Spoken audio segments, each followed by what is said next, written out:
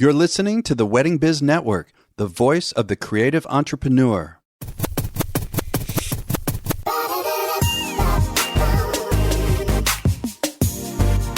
Hey everyone, it's Andy Kushner, host of The Wedding Biz, in which I conduct in-depth and revealing interviews of icons and those who I feel are the next generation icons of the weddings and event industry. And this is all to provide you with education and inspiration. So if you missed last week's interview, it was with Sarah Russell, editor and founder of the popular Wedding Sparrow blog. And today's special guest, Elizabeth Solaru. She is the founder of Elizabeth's Cake Emporium and the Luxury Business Emporium. Elizabeth creates the most opulent and decadent handcrafted cakes using the finest ingredients. Her clients include British, European, and Middle Eastern royalty and international celebrities and high net worth individuals. Her creations have been featured in numerous prestigious national and international publications, and she has appeared on several television programs as a preferred luxury expert. She is also a regular on Sky TV, being the only 3-time winner of The Great Cake Bake, a popular television show which features the best wedding cake makers in the country. Elizabeth is in high demand as a sugarcraft expert and has also appeared on Sky Living's Who'd Be a Billionaire, with her cakes appearing in films such as My Best Friend's Wedding by Sony Columbia Pictures. And Elizabeth is the author of best-selling artist and cake book Opulencia. She also teaches master classes in cake making as well as offering overall business consulting. Enjoy this really fun conversation with Elizabeth Solaru.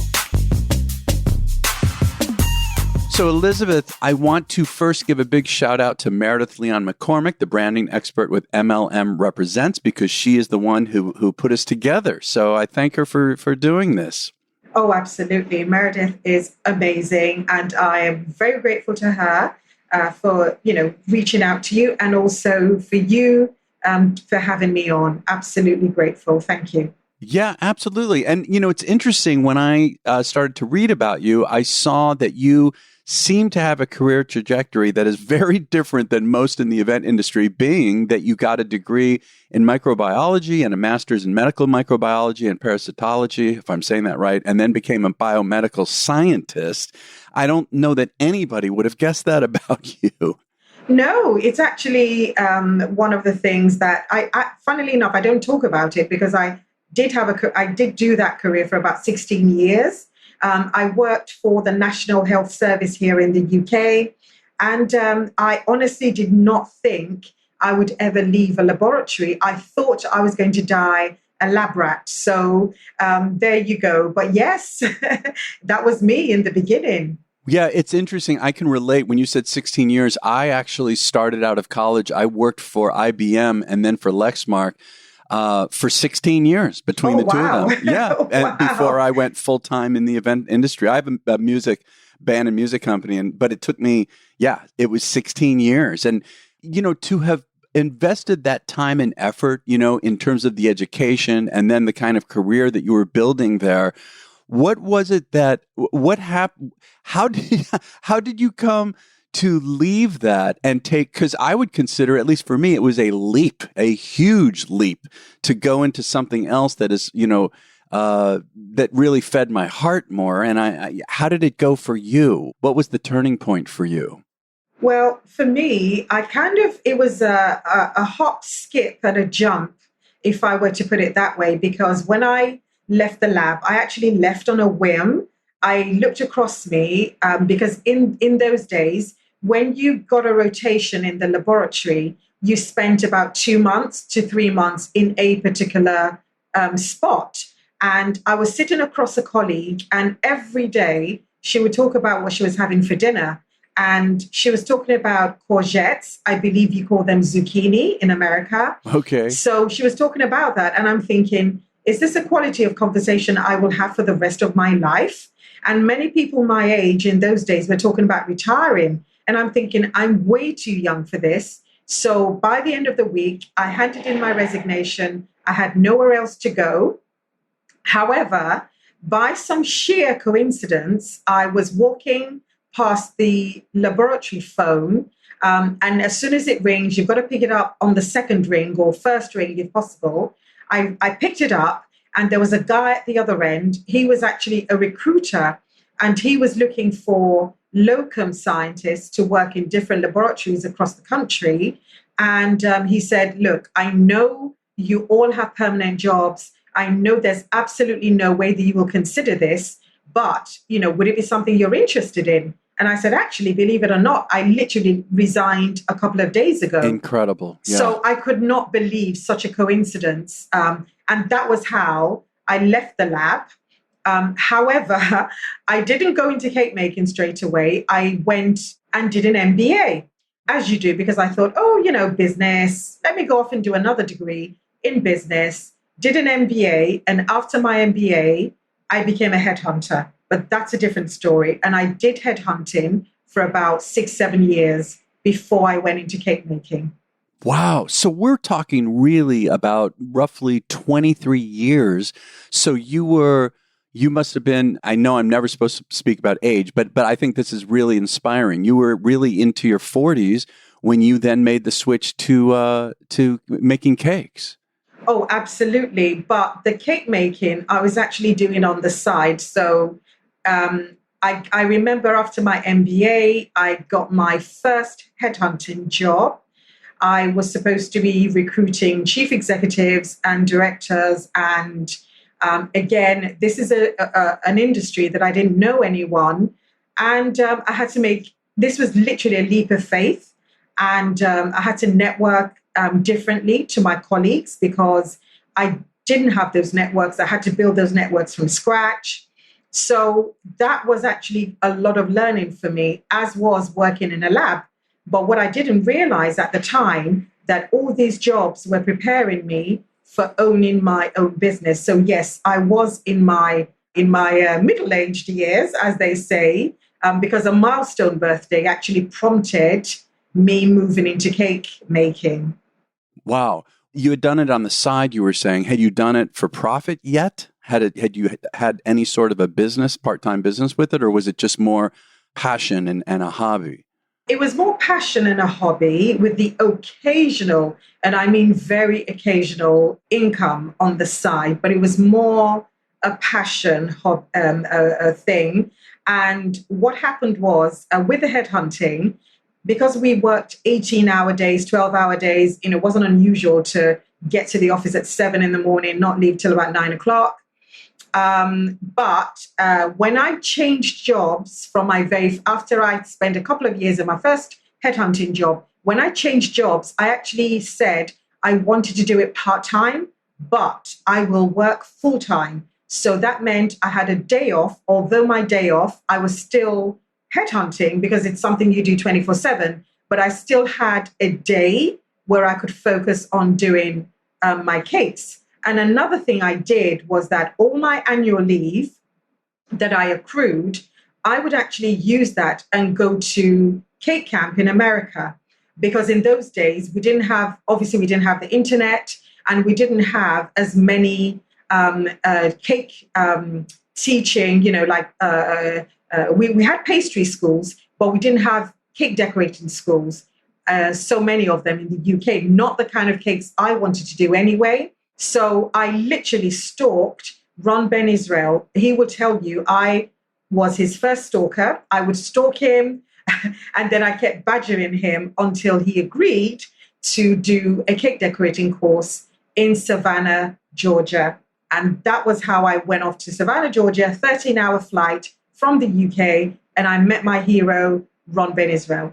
Incredible. Well, and Ron has been on the show. He's been on the Wedding Biz a couple of times, and he's so dynamic. And I was very fortunate that when I first interviewed him, it was before the pandemic. I was able to go to his office and get a tasting and see the operation in person, and just incredibly inspiring how he does that and the success that he has. Well, a little bit later, I'm going to want to come back to how you actually built the business aspect of this. But before I do, Elizabeth, when I look through your gallery on your website and social media, I mean, my gosh, your work is absolutely stunning. I mean, I really see it as works of art. And so I would love to know more about your process, how you take this art, the craft of it, as well as the passion and inspiration, and do it for clients. And I saw on your website, there's a quote. It said, You had said each luxury cake we create is bespoke. Our clients are at the heart of everything we do, and it is important to actively listen to what they say and understand their spoken and unspoken needs and expectations in the context of their life events. So how does that go? I mean, from the start, when you first meet a client, if you're able to put into words, Elizabeth, what your process is, how it is that you come to, how you do listen to what they say and understand, as you say, both the spoken and unspoken needs. Gosh, right. This is the thing, though. Some of my clients I never actually meet. In fact, some of the cakes I did recently, never met them at all. However, it's how we communicate, and it's about asking the right questions, and it's about actively listening. So I tend to ask not just about the event, but I want to know a bit about them. Everybody will ask, how did you meet? What did you do? Da, da, da, da, da. Those are standard questions. But I want to know things like, favorite memory, maybe favorite childhood memory, favorite childhood taste. What was the first smell? What was probably their favorite memory? Things like, one of them, I remember a client saying, something like she loved it in her home country when it rains because she can run out in the rain. So it's just things like that that I tend to ask, which are might seem odd.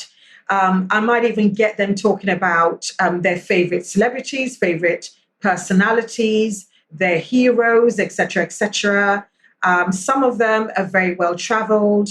So again, that plays a role in whatever it is they're doing. And then I get to also speak with, if they have a planner, I get to speak with a planner. I get to see their vision for the wedding. I get to maybe even speak sometimes with a musician. Sometimes if there's a tasting, I might be there because I would, want to know in terms of pairings, certain flavors that work with certain flavors, certain wines, certain drinks. So there's a lot that really goes into it. And they also might have a favorite piece of jewelry, art, stationery.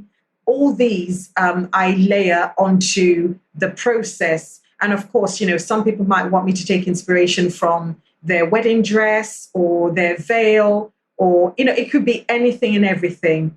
So, layered on top of that, I've got to be very, very mindful of cultural expectations as well. So, for example, I had a client say to me, she can't have chocolate cake, although it's her favorite cake, because her father-in-law doesn't want anything dark in the wedding. Interesting. So that's another cultural thing. I really, really listen to the cultural aspect.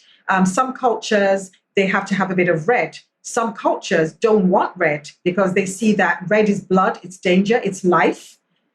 So again, it's about listening, and listening some more, and then doing some research on top of that. So for example, I remember there was another wedding where I had to lay out the dessert table and everything had to be in 8s. So 8 of everything. So it was laid out 8 of everything, and the stylist came along and she redid everything into 4s because she thought it looked better. And then I had to pull her aside and say, the word 4 in their native language is the same as death. So we need to rearrange everything in 8s. So I think it's that kind of attention that really makes a difference. That's interesting.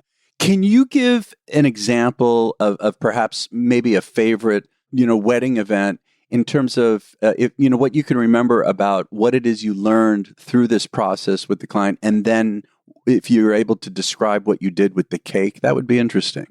One of my favorites was, and it's weird. It was a favorite, not for this particular reason. It was a different kind of wedding, because things didn't go exactly to plan, oddly enough. Not on my side, funnily enough, but everything else. And it was me literally being there, being calm and focusing on what I needed to focus on. It was a wedding that had, the wedding singers were Mariah Carey and Elton John. Oh, come on. Wow. No, I am not joking. Oh, my gosh. Mariah Carey and Elton John were the wedding singers. They had 100 different acts. Wow. So, throughout the night, etc., etc. And the reason this cake was a favorite was because obviously they wanted something very tall, very grand, hundreds and hundreds. And, I think probably about 5,000 sugar flowers, I think, from what I remember, my team and I. So they wanted it wide and big, et cetera, et cetera. But there was one particular problem. Nobody thought, I did ask, I wanted to come on a site visit. They said no, because we don't want you to know the identity of the client. So I didn't come to the site visit, but I said to them, can you at least measure the doors? Because nobody thinks about measuring the doors, measuring the windows, et cetera, et cetera. So they measured the doors and I said, yeah, cake should fit through it, should be fine. Only to get there to realize that there was a post right in the center of the doors. Wow. So there was no way the cake would fit through the doors. So what we had to do was remove one of the windows. Luckily, they had these massive, massive windows. So we had to remove one of them, winch in the cake into the room. And then we had another problem because they said, the cake is not going to be on display. They actually want the cake to be brought out wheeled out in the middle of the night. And I said, okay, you need to construct a special table. And they didn't understand why. They thought a hotel trolley would do. And I'm like, no, it's heavy. And we luckily, again, we did the table. And I said, okay, so how are we going to hide the cake? Because the cake was it was very, very tall, probably about 8 foot, something like that. So I said, we had to build a special cupboard at the side. Wow. At the side. So incredible. It was problem solving, but it was a great, great wedding. I really enjoyed that wedding. Well, and I know that you also have, obviously you have high worth clients. You also have British, European, and Middle Eastern royalty. You've got international celebrities. Elizabeth, do you ever feel pressure with the amount of responsibility that is on your shoulders? How do you feel about that? Oh, absolutely.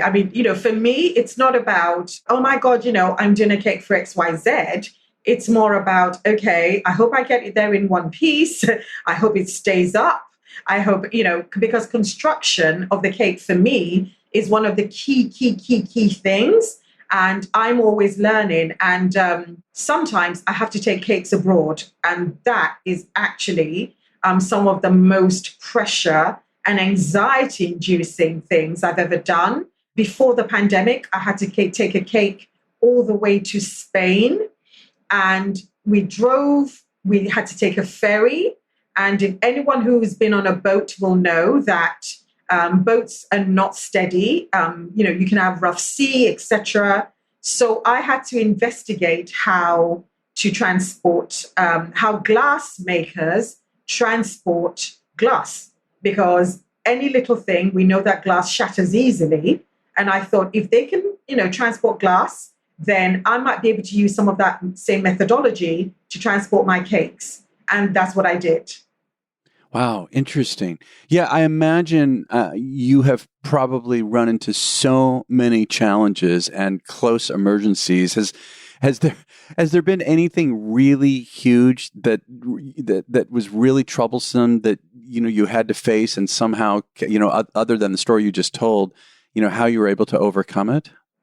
Oh, absolutely. I've had cake disasters. I've actually had a cake collapse on me. And any cake maker who says they've never had that, they're not telling the truth. Especially if you started when I started, which was many, many years ago. And that was because, as I said, the resources weren't there. People weren't experimenting as much. So yes, I've had, a couple of disasters. I remember there was one.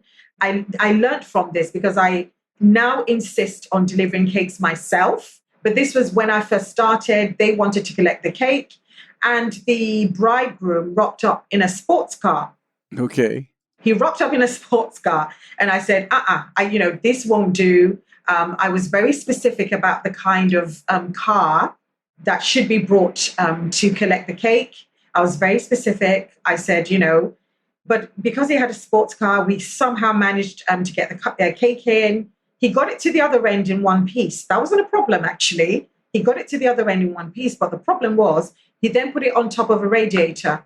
Oh, come on. I'm not joking. Even I know not to do that. Yeah. He put it on top of the radiator and the cake melted. So I had to then dash down, do some emergency repairs. Luckily, I had spare sugar pieces.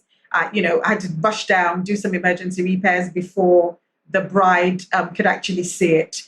So that happened. And then I think another disaster very, very, very early on was when I had a cake, the topper actually fell apart. So again, on the spot, I improvised and did another topper, and nobody knew. Actually, the bride liked. He said, "Oh, I actually love the new design better than what I picked." But I didn't tell her. That's incredible.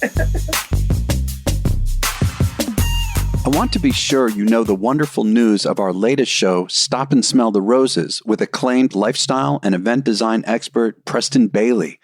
Not only will he share the secrets, tools, and technologies behind his extraordinary ability to create a theatrical environment out of any space, you will also discover more about the man behind the magic.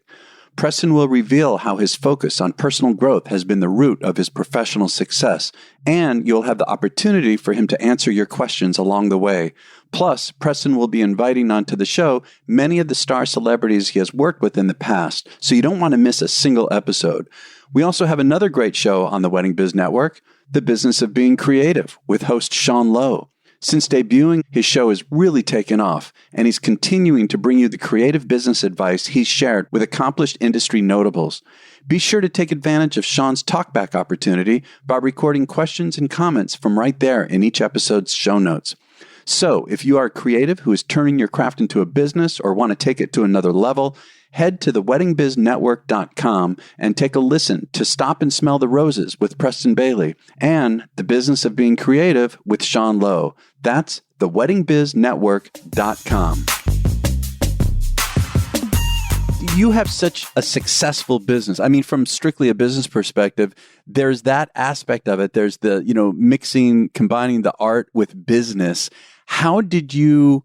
Well, I guess I'm just wondering how you were able to put together the business side, being how creative you are. But then I'm thinking in your earlier life, in your career, you had these other jobs. I know that you worked for several years in various senior roles. You were a senior consultant in the corporate world where you coached directors and CEOs. And was it what you learned from that experience, or how do you combine art with business? It's kind of the quintessential challenge that we all face as artists.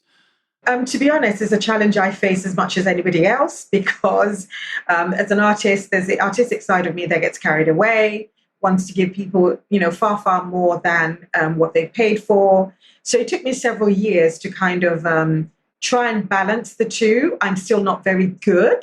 I admit I still have a long way to go. I still, I get coaching on that, but it's something that I've had to learn. But the one thing that my previous background did do is around the marketing, the branding, also the positioning.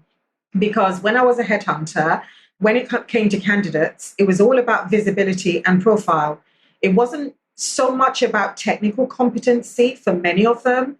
It was about confidence and visibility and profile. And those were the three things that I was able to bring into the business side of things. So again, entering into the wedding industry where I didn't know anyone, I, set up meetings. I tried to meet as many people as possible. Lots and lots and lots of doors were slammed in my face. However, the training did pay off, because when, again, in one of my headhunting jobs, we had to make 100 cold calls a week. And that wasn't a lot. Some companies will tell you to make about 50 a day. So we made about 100 a week. Yeah. I never, ever made 100 a week. I probably made about 30, 40. I wasn't at the top earner, but I wasn't the bottom either. So I was able to hang on to my job. But what that taught me was the ability to pick up the phone and make a cold call. And this was, as I said, way before, days before social media, internet, etc. So I remember making such calls, calling every planner in the yellow pages in those days. Now I think it's called Yale, but now it's, in those days it was yellow pages. And I remember the phone being picked up, and it was a very young voice, and she was almost in tears, and she said, "Oh my God, I'm so happy you called. We've tried so many cake makers, and we're looking for someone to make cupcakes, but they have to be beautifully decorated." And I said, "Of course we make cupcakes." And the one thing I learned from my time as a headhunter was to say to a potential client, if it was positive, "I'm going to be in your area in a couple of days. Would you mind if I dropped some samples off?" And I said that to her, and she was like, "Of course, we were so grateful." So a few days, I ran around, found some beautiful packaging, did the cupcakes, dropped them off at this office, and was on my way back home when I got a phone call saying, "Lady Elizabeth would like to see you." And I'm like, "Who's Lady Elizabeth?" And now Lady Elizabeth Anson happened to be the Queen's cousin, Her Majesty's cousin, Her Majesty's cousin. And I had actually called her office without knowing. So I turned back and met her. She was very impressed and said, "Right, you've got the job." Hired me for the job on the spot and gave me a check, which was for a private bank. I obviously undercharged. I did not charge what the cupcakes were worth, but I was so happy to get the order. And unfortunately, I was way too poor, not to cash the check. I had to cash the check. Yeah. But that was how I started. I started working for Lady Elizabeth Anson, who literally gave me one of my first breaks in the wedding industry, and I'm eternally grateful to her. And God rest her soul. Yeah, that's an incredible story. And earlier you were talking about coincidence. I mean, I think it's all serendipity. It's all synchronicity. I believe that the energy we put out, and it comes back maybe in ways we don't understand. So what do you still struggle with, Elizabeth? Like at this point in your career, you mentioned earlier that you still have some issues with the business, but other than that, I mean, what's the hardest part of what you do today? The hardest part, that's a very good question. The hardest part is not brand recognition anymore because, people understand the brand. But I suppose like every person, I was affected by the pandemic because a lot of my clients were actually from abroad. Mm-hmm. So many of them weren't traveling to the UK. And as you know, the UK had one of the highest rates of COVID, still does, I believe, in Europe. So that wasn't a good look for the UK. So I did struggle with that. But thankfully, with some quick thinking, and I was able to pivot into, because I'd been doing that anyway for the past few years. But again, it was just something I did on the side. I pivoted into online coaching, mentoring, also pivoted into getting some speaking gigs. And because of my background as a microbiologist, I was able to do some research, look up lots of medical journals, and explain things around the virus to people who didn't particularly understand. That was another thing that I found quite shocking, that there was a lot of information out there, but a lot of it wasn't quite, the delivery of it wasn't quite good. And also there was a lot of confusion because some of the early studies and articles coming out of certain parts of the world were conflicting. 1 minute they said, it wasn't human to human. The next minute they said it was zoonotic. So there was a lot of confusion around that. So I found my place in being able to explain things like that to people. I had to look back at 1918, how they dealt with the first, the influenza pandemic. I predicted what was going to happen in some of my earlier talks. So that is actually something that I'm trying to do more of now, because I think we've all learned the lesson that we need to diversify and we need to be able to have different sources of income. Yes. So that is one thing that I've taken out of, that I'm learning at the moment. Well, and I know, too, that you're the author of the best-selling artisan cake book, Opulencia. Am I saying that right? Yes, Opulencia, yes. Yeah. And are you thinking of doing another book? Where are you with that? It's a good job you've actually said that, because when the pandemic hit, I was actually going to do another book, but I wasn't going to do it on cakes. I was actually going to do it on luxury selling, especially because A lot of people get high-end clients, but they don't know how they get high-end clients. Some people are able to network in that space. Some people are able to attract those people, but they don't know the how. So the one thing I've done over the years is actually study the different types of luxury clients. There are 7 archetypes, actually, and I was able to articulate each type, how they buy, where they buy, and most importantly, why they buy. So I might be doing a book on that, actually. That, and a lot of people seem very enthusiastic. Oh, yeah, that's great. About that, because a lot of people, the one question I kept getting before the pandemic was, how do I get high-end clients? How do I get high-end clients? So that is one thing I'm actually going to do around. So if I do a book, it'll probably be around that. Yeah, no, I think that's a great idea. And obviously, so many of us in business can relate to that and learn from that. And, it's not just limited to people who are designing and making cakes. And also, before we go, I've got to bring up the fact that your cakes have been featured in films, including My Best Friend's Wedding. What a blast that must have been. Yeah, I don't know. These things just happen. Yeah. Literally. And I think people sometimes underestimate the power of Googleability, being online, being active and being present, not just having a website, but literally the power of collaboration. So they found me, came to me. Now, because I've done a bit of filming before, I actually appeared on a couple of programs before. I kind of understood, I preempted what they wanted. So they said the scene was for a cake tasting in a cake shop, where the bride takes some of her friends, but one particular friend is a glutton and keeps eating cake over and over and over again. So they ordered a certain number, but I kind of knew they needed more. And I gave them a lot more than they wanted. And they said, oh my God, how did you know? Because that scene, because I kind of said in my head, if you have to eat cake over and over again, you're going to get sick. So they're not going to be able to film that in one take. So they probably might have to do it in several takes. So I literally had to walk through the scene with, I don't even know who the director is, but I literally had to walk through it in my head. And I gave them replicas of different flavors. And when I unloaded the van, the lady coordinator and everything, she was like, oh my God, why are you giving us so many cakes? I said, trust me, you're going to need them. And she called to say, oh my God, Elizabeth, you were so right. Because, and that scene was meant to be one of the highlights in that movie. So, yeah. So that was a very good one, actually, and another favorite memory of mine. Oh, what fun. And, before we end, I want to make sure that people are aware that you teach, you have master classes both in cake making, and you also do business consulting. Is that right? Oh, absolutely. I do coaching, mentoring. So at the moment, I'm only taking on a limited number of people. There are people I coach around. There's a couple of people I have at the moment. They want to get into the luxury sector. I coach them around that. I'm happy to go into a business. I will look at your business, your processes. I would look at your books. We make sure we get that in order first.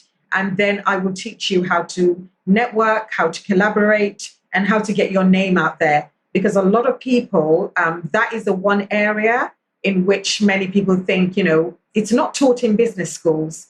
But as someone who's actually done that a number of times in a number of careers, it's something I know how to do really well.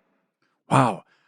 Yeah. And, people listening, I mean, not only this interview, but looking through Elizabeth's website there, you are just, I'm amazed, Elizabeth. I don't know how you do so much. I mean, it's incredible. That would be a good final question here. Do you feel that you have a balance between your personal life and your business life? Because I don't know how you do it all. No. Oh, the answer is no? Okay. The answer is no. Do I have a work-life balance? Well, a balance between, your personal life, your business life, yeah. Probably not. And to be honest with you, because I enjoy what I do so much, I don't even look at it. To me, it's not work. It's actually, I still have moments when I think, oh my God, I'm getting paid to do this. this is so much fun. I love doing this. I enjoy it so much. But I suppose, there are certain things you may have to sacrifice, maybe time with family, but it all comes back anyway. So I would say to people, do not worry too much, about these things. However, when we all die and we go to the great, place in the sky, no one's going to write on your tombstone, oh, she worked so hard in the office, or she spent 25 hours in the office. It's all going to be, wife, mother, friend, daughter, whatever it is that's on your headstone. So again, whatever we do, we're doing it to have an amazing life.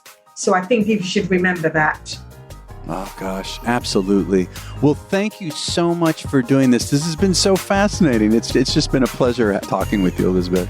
Thank you so much. I really appreciate you having me on your show.